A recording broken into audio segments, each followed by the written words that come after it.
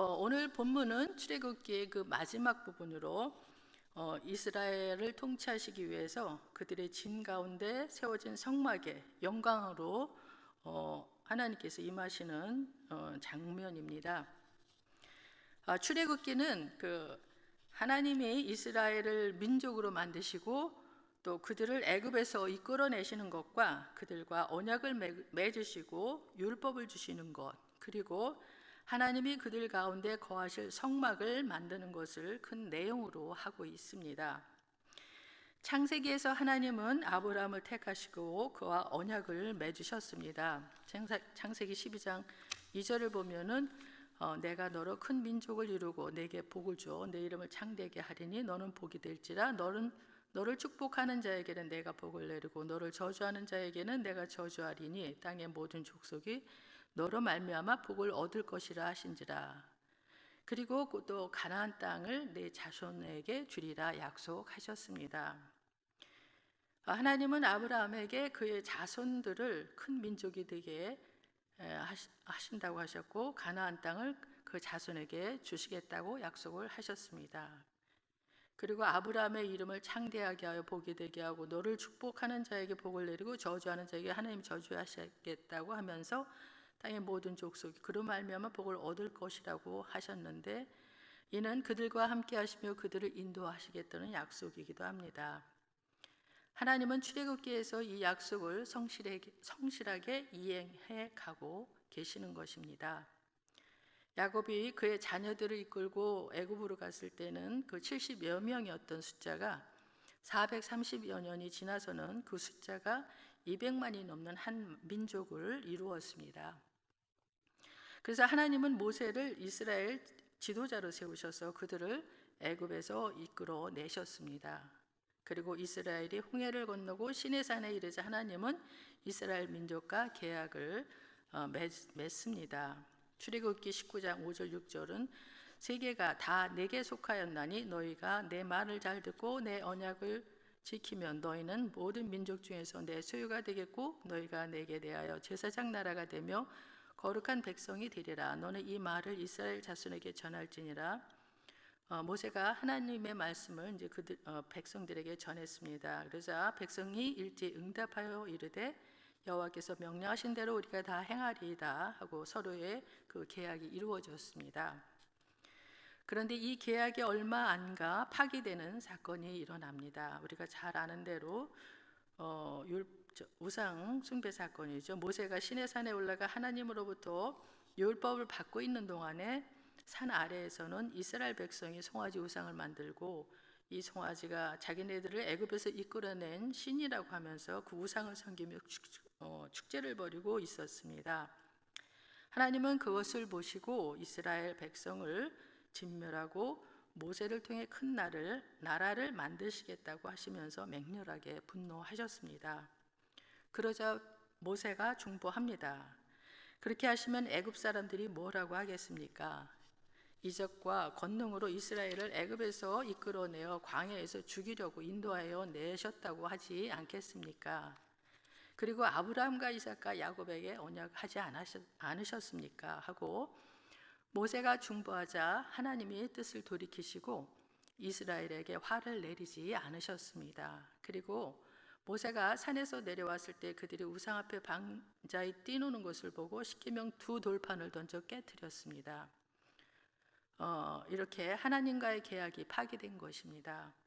그리고 레위 지파들이 나서서 우상 숭배 주동자들을 죽였고, 그리고 모세가 산에 올라가 하나님께 용서를 구하면서 그들을 용서하지 않으시려면 자기 이름을 생명책에서 지워달라고 했습니다. 하나님은 너희와 같이 가다가 중도에 너희들을 진멸할까 염려되어 너희와 같이 가지 않겠다. 그 대신 사자를 너희보다 앞서 보내어 가나안 땅의 거민들을 쫓아낼 테니 너희들끼리 올라가라고 하셨습니다. 하나님이 같이 가지 않으시면 이스라엘은 고아와 같이 되는 것입니다. 이스라엘 백성들은 하나님의 말씀을 듣고 슬퍼했습니다. 그리고 단장을 하지 않고 단장품들을 다 없애버렸습니다. 그리고 모세는 진 밖에 회막을 만들고 그 회막에 가서 하나님이 이스라엘을 용서하시고 동행하시도록 전심으로 기도했습니다. 그리고 백성들도 또한 모세와 함께 합심하여 기도했습니다. 그 결과 모세는 하나님께로부터 이스라엘 백성과의 동행을 약속받고 마침내 하나님과 이스라엘의 관계가 회복되었습니다. 이때 모세는 하나님과의 관계를 더 확신하고자 하나님의 그 영광된 모습을 보여줄 것까지 간구하고, 하나님은 자신의 뒷모습을 보여주시고 모세에게 사랑의 확신을 심어주셨습니다. 그리고 모세는 다시 시내산에 올라가 하나님이 새겨주신 십계명 두 돌판과 율법을 받아 내려오고, 마침내 하나님이 말씀하신 대로 이스라엘 중에 하나님이 임재하실 성막을 짓기 시작했습니다.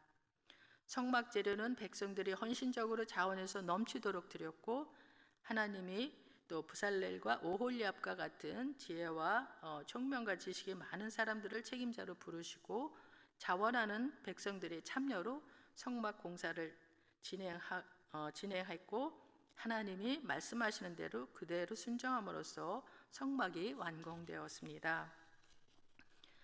성막의 그 뼈대가 갖추어진 뒤에 천정을 덮고 성막 안에 지성소에 법궤와 속죄소를 안치하고, 지성소와 성소 사이를 휘장으로 가리고, 성소에는 떡상과 등대 분향단을 배치하고 성소의 출입문을 만들고, 성막에 번제단과 물두멍을 설치하고, 하나님의 말씀대로 다 이루어졌을 때 모세는 비록 제사장이 아니었음에도 불구하고 가장 먼저 제사장의 역할을 했습니다. 상에 진설병을 베풀었고 여호와 앞에 등잔불을 켰으며 금향단에 향을 살랐습니다. 그리고 나서 번제단에서 번제와 소제를 드렸습니다. 이러한 모세의 희생 제사에는 그 성막을 허락하신 하나님을 향한 감사와 아울러 성물의 그 사용 방법을 제사장들에게 가르치기 위해 시범을 보인 것입니다.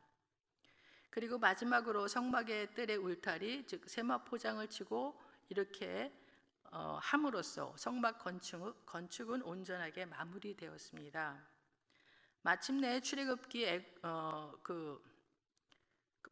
애굽에서 나온 지 2년 정월 초하룻 날에 성막 건축을 무사히 마치고 봉헌식을 거행하고 나자, 즉 모세가 이같이 역사를 마치자라고 이제 성경에 나와 있죠.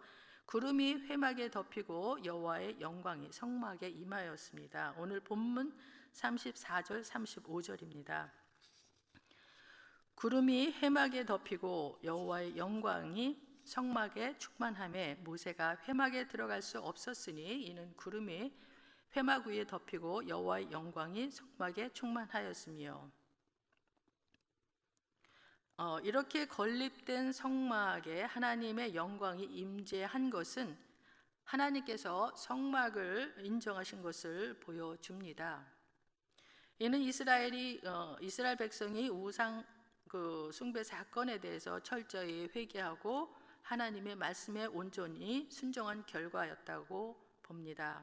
또한 이는 구속사에서 중요한 의미를 지니고 있습니다. 왜냐하면 이는 하나님께서 직접 자기 백성의 역사 속으로 들어오셨음을 의미하기 때문입니다.